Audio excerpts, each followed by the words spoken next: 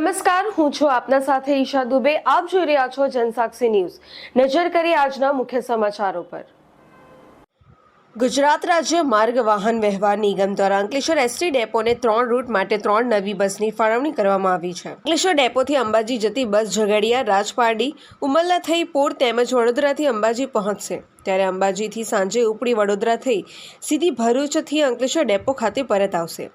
ત્યારે તીર્થધામ અંબાજી જતા શ્રદ્ધાળુઓ માટે અંકલેશ્વર ડેપો દ્વારા સુવિધા ઊભી કરવામાં આવી છે।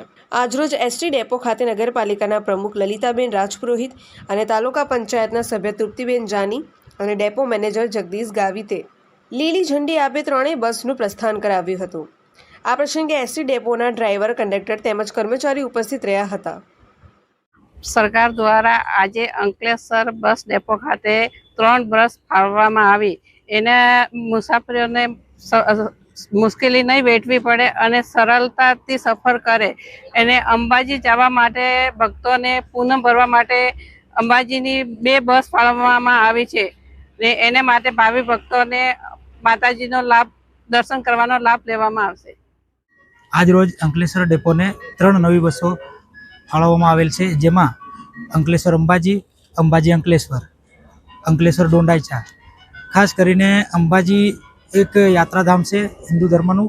એના પૂનમ છે, વાર તહેવાર ઉપર અંબાજી જવા માટે આપણા વિસ્તારના જે મુસાફરો છે, ભાવિક ભક્તો છે, એમને લાભ મળી રહે અને આપણો જે શેડ્યુલ હાલ ચાલુ છે એના પર આ નવી બસો સંચાલન કરવામાં આવેલ છે।